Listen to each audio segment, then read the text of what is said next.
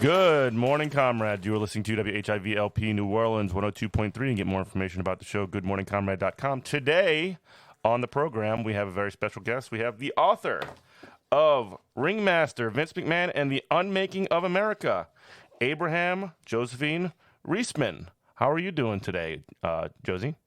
I am very happy to be here, so thank you for having me. Yeah, we were just talking off air about your sort of background with community radio. Community radio. It's funny. I started in journalism at my college newspaper, but then the summer after my freshman year, after I'd started at the paper, I got an internship somewhat randomly at a WBAI, the Pacifica radio station, community-supported radio station in New York City. Based ironically on Wall Street, which I always thought was very funny. But where the real community's at Wall Street. Exactly. That's where they really...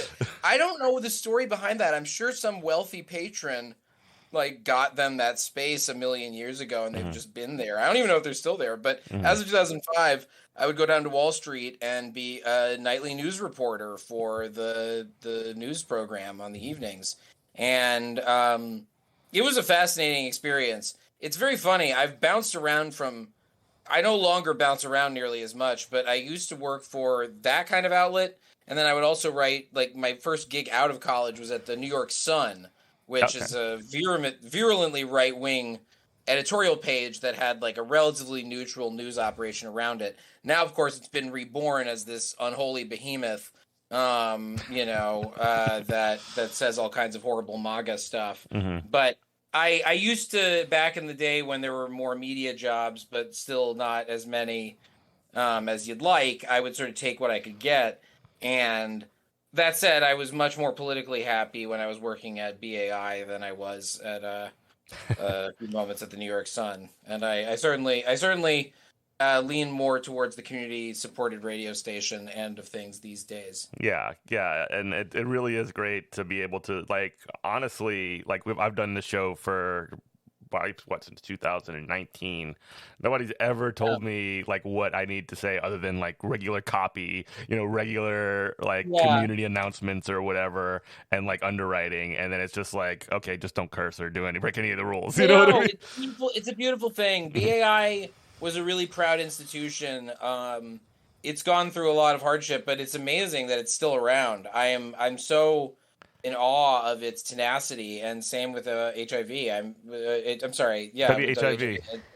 Yeah, it's really great. I'm just, we can have the Mutual Appreciation Society all day if you like, but I'm a big fan of independent media. I think it's a vanishingly small little portion of media right now, but I actually have a lot of hope for independent media because I don't think for-profit media is going to survive, and I think there will still be demand for media, and hopefully, nonprofit or community-supported media can step into that gap. I have no idea if that'll happen, but I do think for-profit journalism has no future in this country. And I'm on the board of Jewish Currents, which is a nonprofit magazine, and I look at the way the industry goes, not just as a bystander or even just as a staffer, but as somebody who sees how the industry really works from behind the scenes. And I just don't see how the for-profit model is going to survive, because every potential backer or owner is going to demand incredible profits, which a journalism organization just can't generate. It's the most transparently obvious truism. Once you're in journalism, you're there's no way that we can sustain growth like that. It just doesn't work that way. That's not how the news media works, that you can have some boondoggle of a media organization. Yeah. So You know, unless you're virulently right wing, in which case you can Unlimited money. You just have it's unlimited money. unlimited money. It's truly insane what I hear about the rates at places that shall remain nameless, where they've gone full fascist. It's really amazing. You can make true bank either through that or just through the Patreon or, you know, whatever crowdfunding mechanism you try to Substack that you throw at your followers. It's a very bizarre time. So, but that's even indicative. I would love for independent media to have more guardrails on it, but it does seem like that's the direction things are going in. That's why it's independent. I mean, they can't be guardrails because it's independent, right? I know, and it's like that's what people want is stuff that's unfiltered. I wish for more filters, but if we're gonna have to go unfiltered, I'd rather have unfiltered people who are, you know, not complete. The worst people in the world. I'm trying to find a better word for it, but the worst people on earth. Right. But like you mentioned, you could find some of your writing in Jewish Currents as well. I don't write for them as often as I would like because they're so picky. If anybody worries that me being on the board and writing for them results in a conflict of interest, good luck with any of my pitches. We are so picky at Jewish Currents that I like never actually get picked up for anything. Although I do have an interview coming out sometime soon. Oh, that's good. I'm a big fan of the nonprofit model for media. It just makes more sense, not just on a business spread chart, but also just on a gut check ethical level. Like I don't know. It doesn't make sense to me. Yeah. And honestly, like I think I agree with you at least from the angle of like traditional media cannot continue in the way that it currently does. Like the idea I know what of like the next model is, but the current model is not. I mean, what I keep saying is like BuzzFeed News is dead and Jewish Currents is alive. Like this is I grieve for BuzzFeed News because there were a lot of great reporters there and they published a lot of great stories. But the fact is BuzzFeed News was backed by a horrendous for-profit model that just didn't work. And now everybody can admit that, you know. That wasn't the fault of the journalists or the editors. That was the fault of Jonah Peretti, Ben Smith, and any number of other people at the top, you know. And that place got myrtleated in the end. And a bunch of people lost their jobs, unfortunately. Right, and Jewish Currents is still around. I'm not saying that to boast. I'm saying to say that the nonprofit model, I think, ultimately is going to be more sustainable. We can't put out the volume of content that BuzzFeed put out, but who cares? Like, I don't understand why that became the most important value, is like just generating more content so that on the law of averages you'll dominate more of the court, you know, to mix my metaphors. But it just doesn't add up. And I do think that alternative models, whatever they end up being, are going to dominate the scene in like a year, in like now. Like this is not a prediction about the far future. This is just the state of things as they are right now. Legacy media is crumbling. And even new media, God forbid. I mean, what new media thing is still really left in journalism? You know, I guess that the was Huffington Post is still around or something. Yeah, like the Gawker decade. Yeah, Gawker. Yeah. All of the stuff that was created between like 2005 and 2015, all of those sites are just gone. Yeah. You know, like, and their archives, a lot of them are deleted. It's really scary. Yeah, and it's almost like an erasure of history, as it is an erasure of history. As to of one of my favorite history erasers that we can talk about, Vincent Kennedy McMahon. But there you go. It's a perfect example. And I guess we should get talking about the book. So you wrote this book, and I'm about 5 chapters in to Ringmaster. And this is a book about Vince McMahon, who is the CEO of the. He was the CEO. He's the executive chairman now. Yeah, he's got some kind of position because they purchased. They got purchased by what was the company called? Endeavor. It's Ari Emanuel's company. It's his holding company. So WWE is getting merged with UFC, the mixed martial arts operation. So I guess to just kind of kick us off, so obviously you don't write a book like this without having some kind of history or relationship or, You could, but I did have I did have a history and relationship with wrestling. yeah. So I guess maybe you could talk a little bit about that. What was your sort of history when, like, because we Sure, talk about wrestling quite a yeah. bit on this show. Yeah, I watched a little bit of wrestling when I was about 6.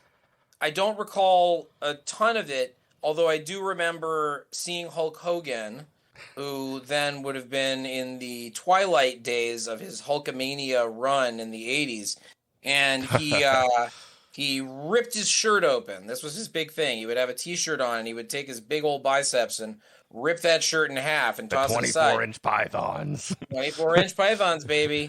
And I said, Mom, I want to get a tearaway t-shirt like Hulk Hogan has. Because I thought that was just like a kind of t-shirt you could get. I didn't imagine that anybody could be that strong. To just rip your shirt off. Rip it apart like that. That seemed too much to believe. So my mom, God bless her, said there aren't shirts like that. I probably cried, if we're being honest. And then she, God bless her, took a shirt of mine and cut a little slit down the middle and then tied in shoestrings on either side so I could kind of pull it apart and then go zoop, and then it would tighten back up, pull it apart, go back. And that's very economical. That's a good way that you don't have to go through a bunch of shirts. It was a very good use of materials. I wish I still had that shirt. It's very efficient. Yeah. I couldn't fit in it, but I'm sure I could find some kind of perpetual motion machine used for it. It's so efficient. But that was not actually a herald of much of the wrestling fandom for the next few years. You know, the rest of my childhood, I wasn't watching it. And then it got really popular again around 97, 98. Oh, yeah. And I hated it because I wasn't watching it. It was just that my bullies all loved it. You know, oh, no. Like all of the kids who were, out there bullying me, they were all wearing Stone Cold Steve Austin t-shirts and D-Generation X t-shirts, all of these characters from Vince McMahon's World Wrestling Federation, as it was known back then. Mm-hmm. And I couldn't stand it. So I was just like, this thing sucks. I don't want to watch it. And then my best friend Brian caught an episode of WWF Raw. Raw is War, the flagship show on Monday nights. And he called me and was like, you got to watch wrestling. And I said, why? I hate wrestling. And he goes, no, it's not what you think. And he made me watch it. And I fell in love. At first it was a little gradual, but this was the spring-ish, would have been early to spring 1999. And by May, I was completely hooked. Mm-hmm. I don't remember vividly much prior to May, but in that May, I remember vividly seeing the Raw the night after the death of Owen Hart, the wrestler who died live during a massive pay-per-view event after a faulty, not exactly a zip line, it's called a descender, but he was up in the rafters and during a faulty stunt, he fell 70 feet to his death. Mm-hmm. And I don't remember watching the PPV. I don't think I watched that pay-per-view because I wasn't as big a fan as I would later be, but I did watch the Raw the next night, which was free to watch if you had cable, and it was surreal. And really, this is in many ways the origin of this book, was watching this bizarre episode of television, truly one of the strangest 2 hours of television you can possibly watch, because it's in the context of this show that has been telling you for years, okay, either implicitly or explicitly, this is fake, right? Like, we can get into how that all evolved, but as of 1999, the tout was wrestling is fake, but maybe something real might happen. However, they never delineated where the fake and the real began and ended. So you could kind of make it up for yourself as to what was real and what wasn't. And when Owen died, you had this sudden shattering of that illusion. It just got real. The illusion that there was no illusion, but that there was an illusion. Like, it suddenly became something as final and real as death had entered the scene. And all of a sudden you had all of these weird scenes on that Raw, like these grown men who are tough guys who are going out there every night and showing how strong they are. They're crying like babies. in these little interviews where they're talking about Owen, their friend who died less than 24 hours prior to them recording these interviews. And the show went on. Sorry, I should have They mentioned that. continued the show, like they had a match after when Owen that. died, they kept the show going. It didn't stop. And the Raw the next night, they didn't stop. And I remember watching it, and they kept saying, you know, Jim Ross, the announcer, the famous announcer from back then, kept saying to the audience, I know this because I rewatched it for the book, but he kept saying, this is not your typical pro wrestling show. This is real. What you're about to see is real. And that kind of pulled the curtain back. Well, it did. And it was terrifying to see.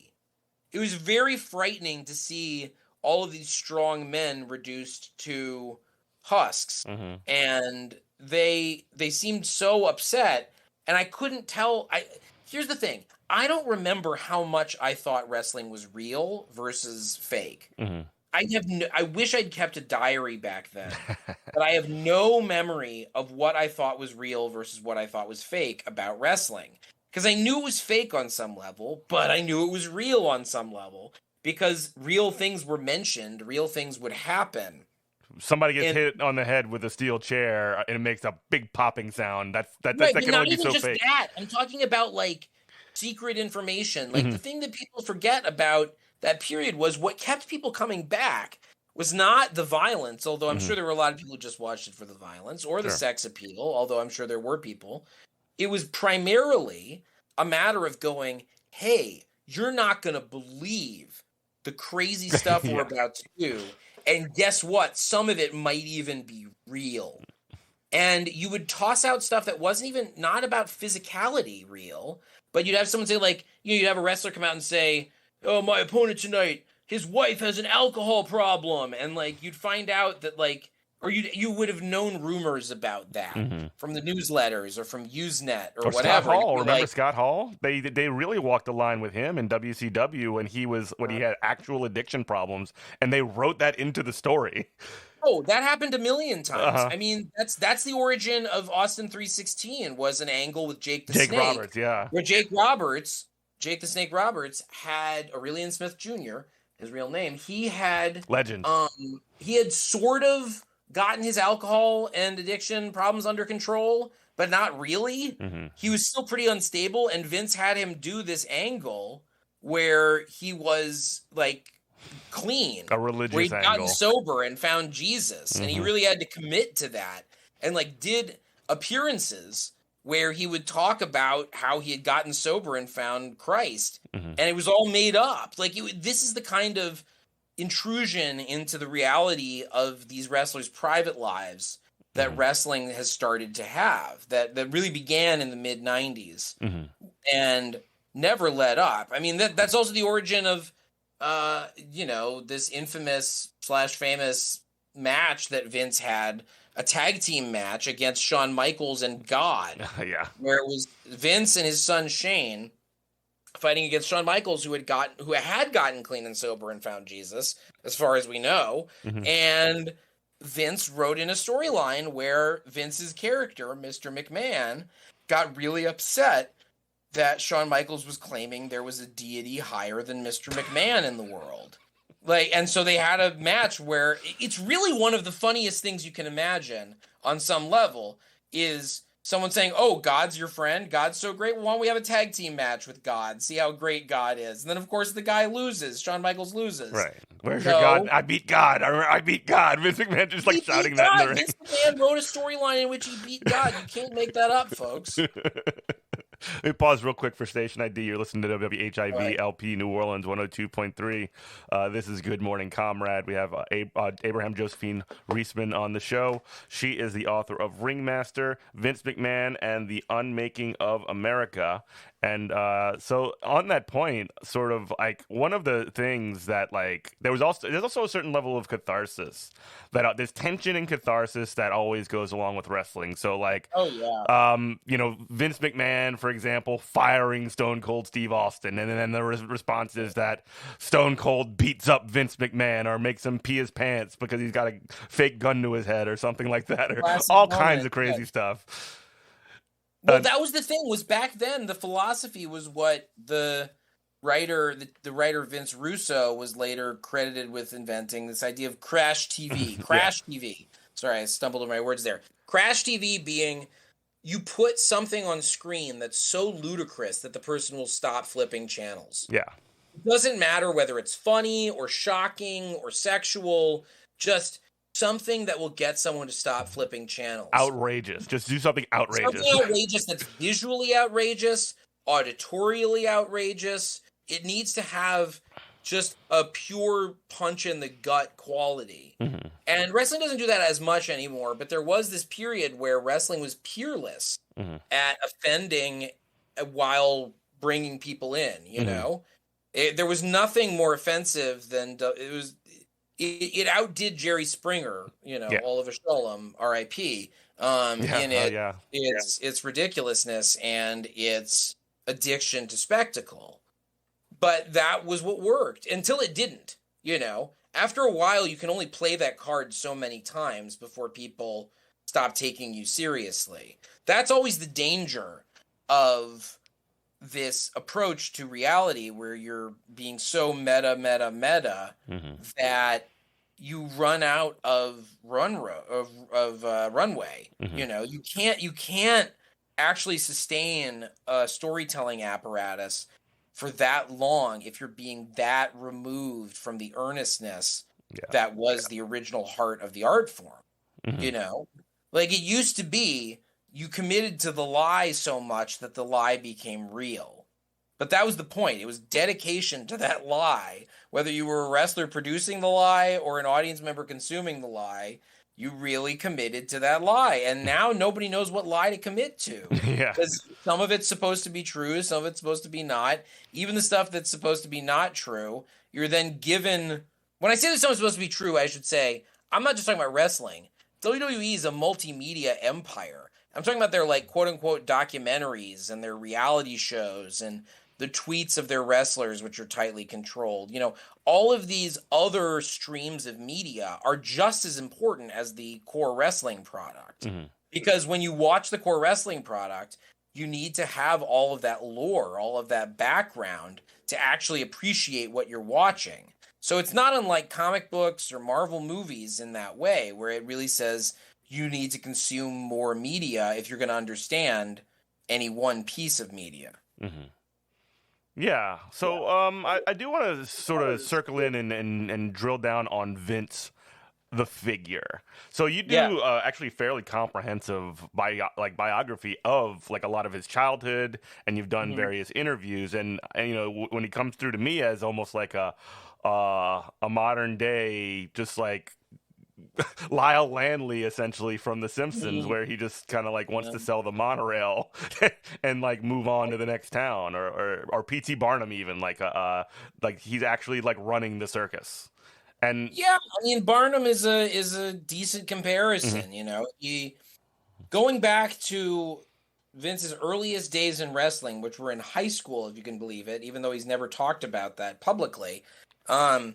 You know, I talked to people from that era and from every era onward, and the word that came up most often to describe Vince, especially among people who knew him when he was a youth, was showman. You know, and it wasn't just those people. You have people in, you know, legal depositions and in interviews throughout Vince's life saying he is a showman. And Barnum obviously is sort of the showman of American entertainment. And Vince has drawn, I don't know how much Vince even knows about P.T. Barnum, but he's drawn from that well of, you know, you have the strongman, you have the freak show, you have all, you know, you have the bearded lady, you have whatever.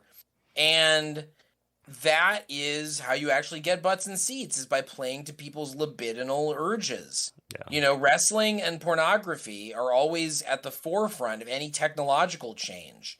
You know, Vince was doing over-the-top streaming before anybody was. He had his own streaming product in like 2014. The network. Yeah, the WWE network. Which is now somewhat defunct, or at least defunct in places where Peacock exists. But, you know, that's just one of the more recent examples. I mean, Vince was at the forefront of the cable television revolution and the pay-per-view revolution.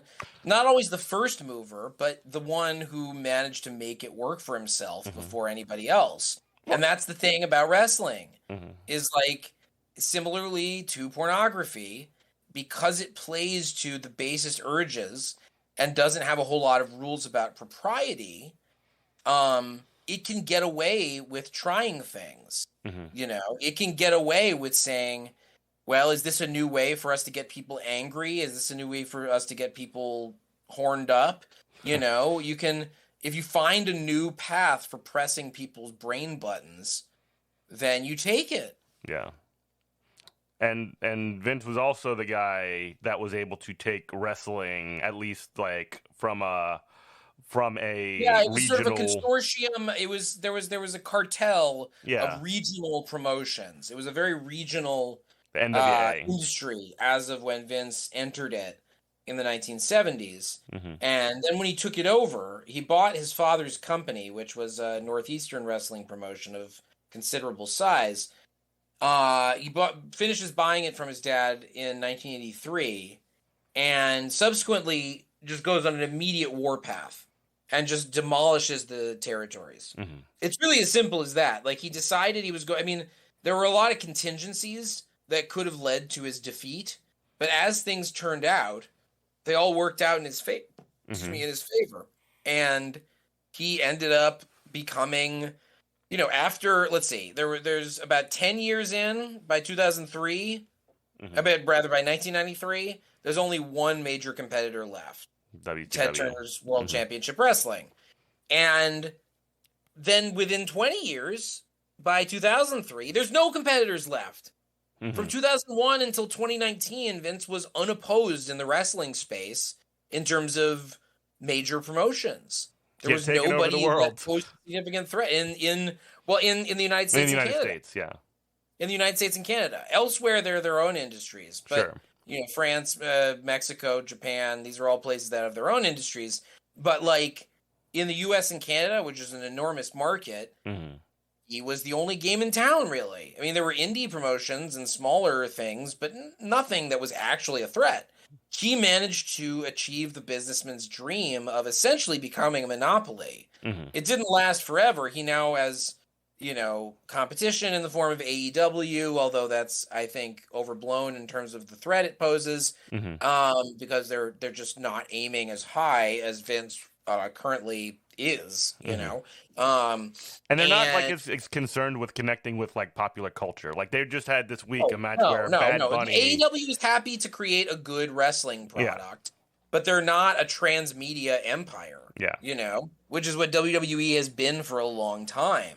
It is not just a wrestling show. It is streaming. It is content for networks. It is content for movie studios. It's a farm league for actors. They get coverage on ESPN, like the actual legitimate sports channel. I know, and they're lobbying now to get betting. Sports betting on unscripted wrestling matches. Like this is how deeply embedded WWE is. I think they have that. I watched Backlash this past weekend, which was the show that like they had. With Bad Bunny. I watched. And they had like all these. That ad, but forgive me, maybe I'm not up on it currently. I thought that was just them doing an ad for DraftKings. Oh, maybe you're right. I think it was deceptive. I think the idea was it made you think you'd be betting. I could be wrong. Maybe I should have looked into that. I presumed.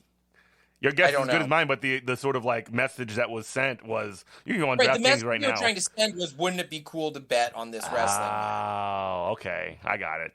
I could be wrong. I don't want your listeners to think I'm giving you gospel on that because I actually don't have the inside scoop. It's okay.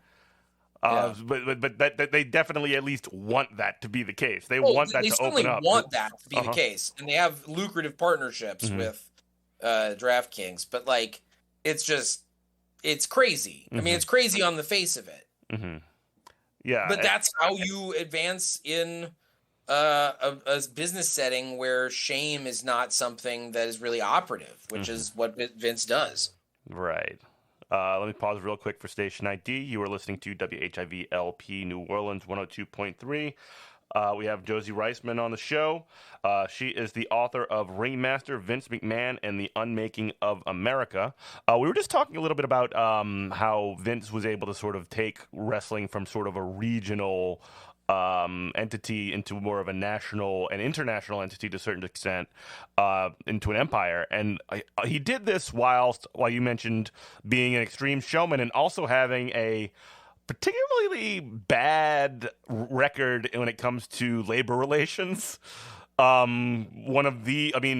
Wrestlers are currently not even classified as employees; they're classified as contractors. No, they've never been classified as employees. It's always been gig work. Yeah, it's been gig work, and gig work is the thing. And any attempts at organizing, there's the great story of Jesse Ventura trying to organize it after WrestleMania 2, which didn't make it into the book, I will say, because the book was so chock full of other labor violations that, as you'll see, when I get to that point, I tried really hard to shoehorn that in, but Vince had too much life to be able to get into detail on every single thing. But yeah, after WrestleMania 2 in 1986, Jesse Ventura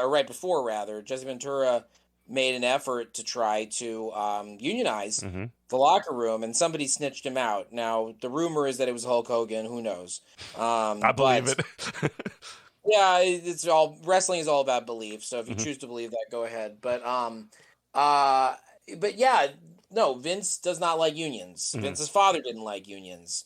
Vince's grandfather didn't like unions. They're business owners. They are fundamentally allergic to unionization, and there is basically no hope of unionization right now in wrestling. It's because it's so firmly entrenched as a non-union profession. It's really hard to reverse course on that because there's legislation in place that just allows that. I mean, because there's lack of legislation in that. Wrestling has sort of never been meaningfully and informedly regulated in this country. It just doesn't happen because nobody takes wrestling seriously as a product. So therefore, it seems like you don't have to treat it seriously as an industry that requires worker protections. Indeed, like Vince actually, so there was a tradition in wrestling of essentially wrestling being at least somewhat responsive to local boxing commissions or whatever, right? And that's in the 80s no longer became the case even. Yeah, there's still places where there's some regulation, but yeah, the point was in the 80s, Vince and his wife Linda went on a campaign, somewhat covert, but then it became outed by the New York Times in 1989 to deregulate wrestling. This was their entry into politics. This is how they met Rick Santorum when he was a junior lawyer. That Rick was a lawyer at Kirkpatrick and Lockhart, this law firm they were working with when they were trying to deregulate in Pennsylvania. And Santorum, of all people, was assigned to their account. So that was not just because of Santorum, but that kind of politicking was the beginning of them being in conservative politics. Now, for a while, they donated to both Democrats and Republicans, as long as they were, pro-business, quote unquote. Right. But eventually that hardened, as is true for many donors, into just donating to the Republican Party, to Republicans. And then Linda became a major operative. But all of that starts with that deregulation effort. That all starts with how do we pay fewer taxes and not have to deal with health regulations for our wrestlers. And the way they dealt with it was fascinating. They told legislators openly in session, wrestling is fake. The way they would frame it was it's an exhibition. It's like Harlem Globetrotter. The Harlem Globetrotters are the circus. It's something where it's not really a competition. So that was unprecedented to just admit that in a legal setting like legislation sessions or in lawsuits, as they were also doing because they had to get out of some lawsuits they were in. So that effort ends up leading to just a further entrenchment of this abuse of the wrestlers. I mean, today, you are not an employee of WWE if you are a wrestler. You could be the biggest wrestler in the whole company, and you don't get health insurance from that company. It just doesn't happen. You're going to have to go on a state exchange or something. It's ludicrous, but it's true. The median salary for a working full-time wrestler is like $50,000 annually. which is nothing. And that It's doesn't nothing include, with no health insurance, and then you're paying taxes on top of that. plus You you're paying have to for do it for the travel. love of the. Say You're again. paying for travel as well. Yeah, you're paying for travel until you get to a high enough level that you get the perks, Mm-hmm. you know, and you get paid basically whatever Vince wants you to get paid. Mm-hmm. You know, there's no union scale. contract that guarantees anything. You just get paid whatever. Especially back in the day, it really was just whatever Vince felt like paying you.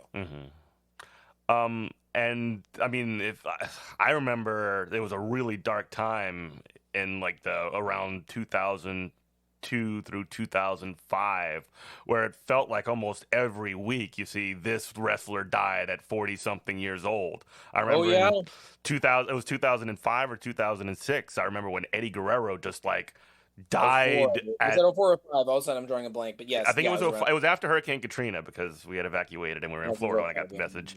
I like and he was what 43 or something like that. He was like in an extremely good shape. And you know, you just see like one after another for a very, very long period of time because these people, you know, it's so insane that they would work this like extremely like car crash like job every night, Yep. and they don't have health insurance. That's the thing. Is like you self-select. This is what wrestling figured out before a lot of other industries, but now every industry tries to do this. They say you got to do this for the love of it. Mm-hmm. You know, they self-select for people who are kind of addicted to wrestling. Yeah, which is an extremely addicting thing. Well, for certain people, and Mm-hmm. those are the people who get ahead. Mm-hmm. You don't hear the stories of the great wrestlers who didn't get addicted to wrestling because you kind of have to get the bug in order to continue to put up with all the garbage. Mm-hmm. You know, that's the filter. And so you end up with these wrestlers who are very successful but see themselves as the products of a system that they have to reinforce, and that system keeps most people out and keeps the people who are in it Loyal. under the heel of the promoter. Right. Yeah. 100%. And yeah. And I mean, that almost like, I hate to say like the word culminated feels like it's wrong, but like it really kind of felt like it had hit its high mark when Chris Benoit, shortly after the death of Eddie Guerrero, who they were very close, he murdered his entire family and then murdered killed his himself. wife and son, and then killed himself. And yeah, the Benoit murder suicide was a real turning point. Mm-hmm. You know, my book, I will fully confess, because I had a strict word count. I end the book, the core narrative, in 1999. I did a lot of research about everything that happened after that, but I just couldn't fit all of his life into the word count I had. So I'm hoping to do a sequel at some point in which I will get into more detail about the Benoit murder-suicide, because that really was this major turning point where WWE really toned down a lot of the extreme stuff they were doing. And that transition needs to be reckoned with, because although they toned it down, they still warp reality in this very efficient and dangerous way. You know? Like, even though they're not giving you the shock value stuff, I would contend that their manipulation of reality is just as dangerous. And their breeding of cynicism among people who watch, it's really interesting as a social phenomenon. I love wrestling. Oh yeah. But I really fear what wrestling has become in a lot of ways. And again, you know, one of those sort of descriptions or ways that they do sort of manipulate history is they sort of they rewrite the history of their own like of the industry, the wrestling industry itself, because when they own everything, they own the tape libraries. And so like when WCW went under, essentially, you know, Ted Turner sells off it was AOL Time Warner at the time, sells off basically everything, the entire canon. But Vince didn't buy the contracts of the top talent. No. That's much more of a liability. But they're able to essentially have these libraries where they make now on like Sunday nights on A&E. They have these, you know, documentary nights, biography things that are just these fake documentaries that, you know, position themselves as real but are unbelievably manipulated narratives. But the reason they get made is because nobody else has access to the archival footage. Mm-hmm. You can't run it. So if you want to tell wrestling history, you have to go through WWE most of the time. Mm-hmm. You know, Or you just don't have tapes. You just have somebody doing or an you just interview, don't and have it's just tape, or nobody you wants to try to watch do that. fair use, or whatever. It's really hard to tell wrestling. Here's the thing: there are people who tell wrestling's history outside of WWE, but they tend to be in either like small press books that people don't read, Mm-hmm. or the stories are.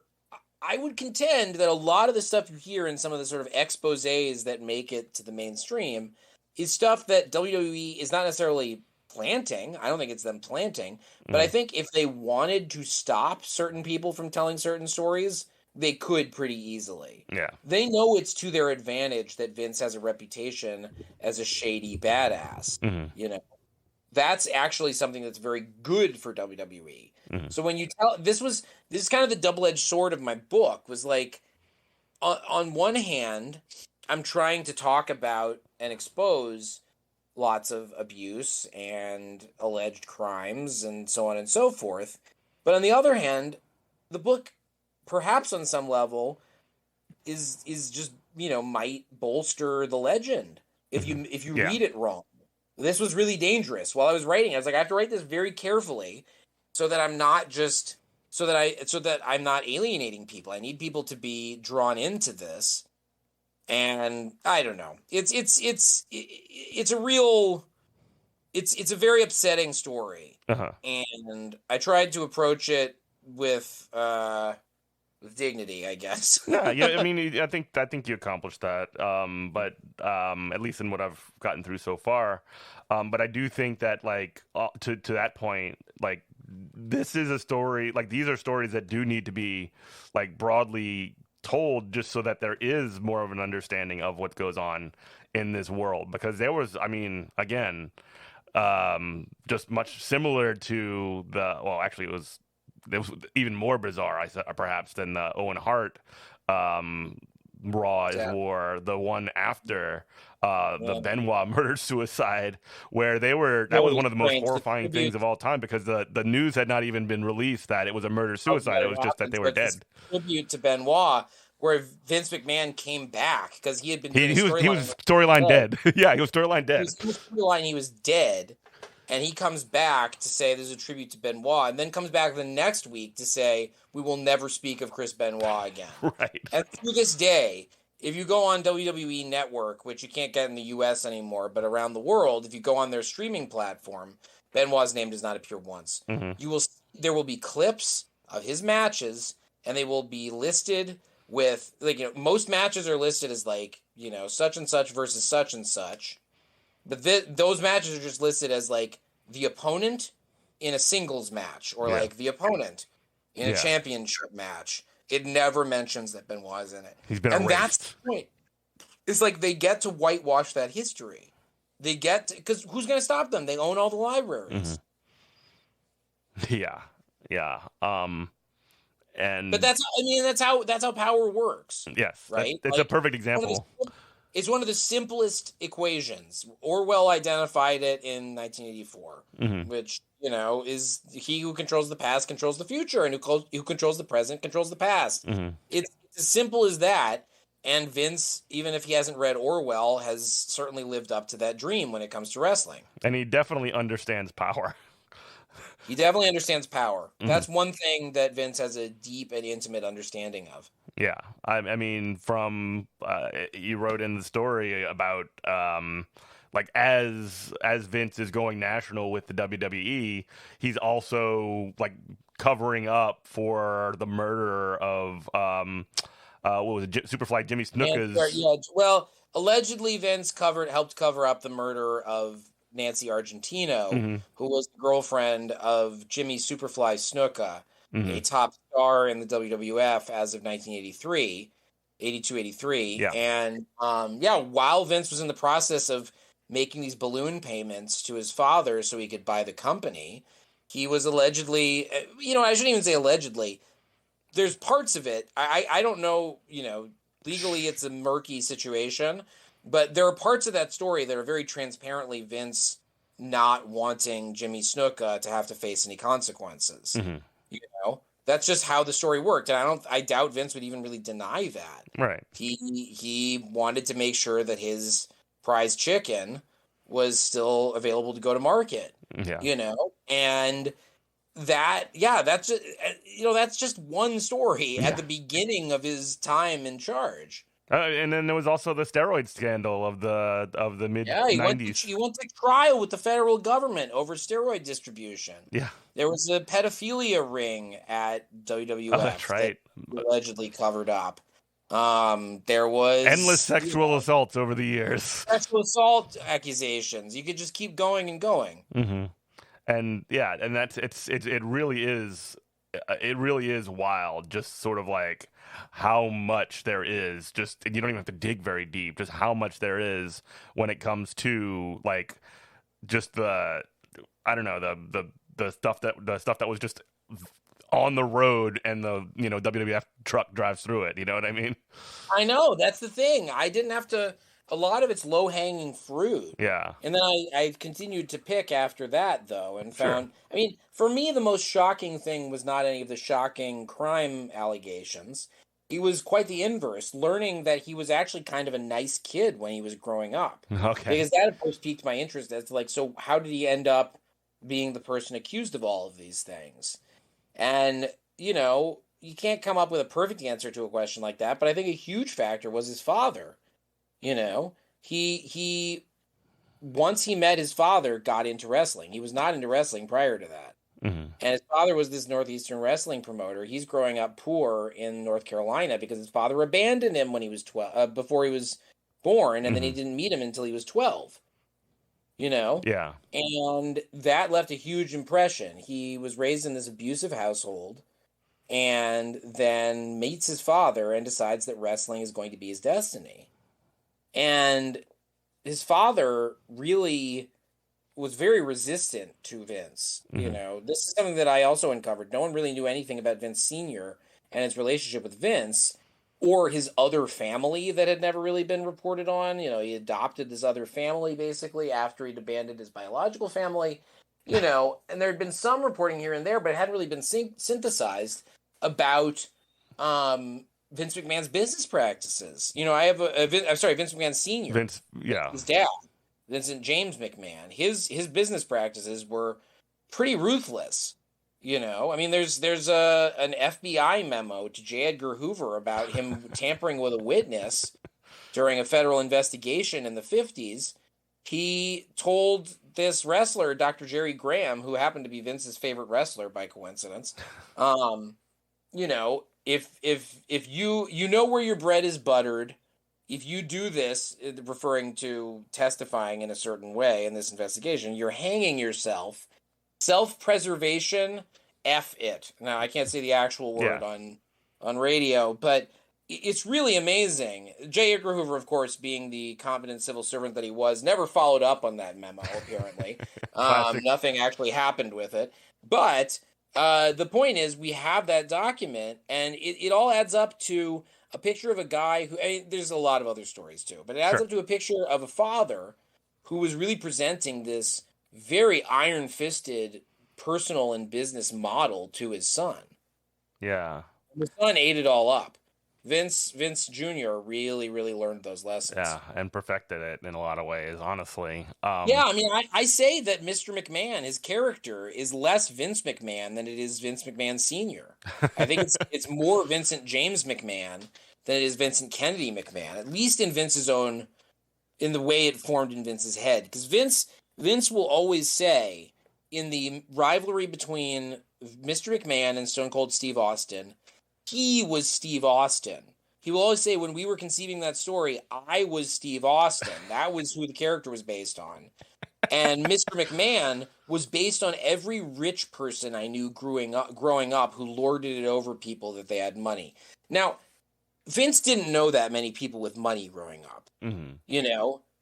At boarding school, probably he met some folks. But the main person in his life over and over who had a real influence and left a real impact, who was rich and lorded it over people, was his father. That was the guy. There are plenty of stories of him being rich and letting everyone know that he's not one to be messed with. And I think Mr. McMahon, it's no coincidence that the name is just a male honorific of power, and then the last name of this man who abandoned Vince when he was a child. Yeah. Yeah. On the uncovering some of this sort of unknown history, that's actually very, very interesting because it's something that wasn't really like you mentioned that you did some interviews with like family members. How did that, first off, I really gotta ask, like, the process of tracking them down, and also, were people excited to talk to you about this stuff? Because I imagine it's probably People who knew Vince as a youth were generally willing to talk to me, ones that I was able to get in touch with, because Vince didn't make a huge impression on a lot of people. That was the amazing thing. Not until he got to high school and started doing pro wrestling shows at his boarding school, military school, did he start to really develop a reputation as like a fun guy. Mm-hmm. He was sort of known as this like generally nice kid who people didn't really have much of a thought about.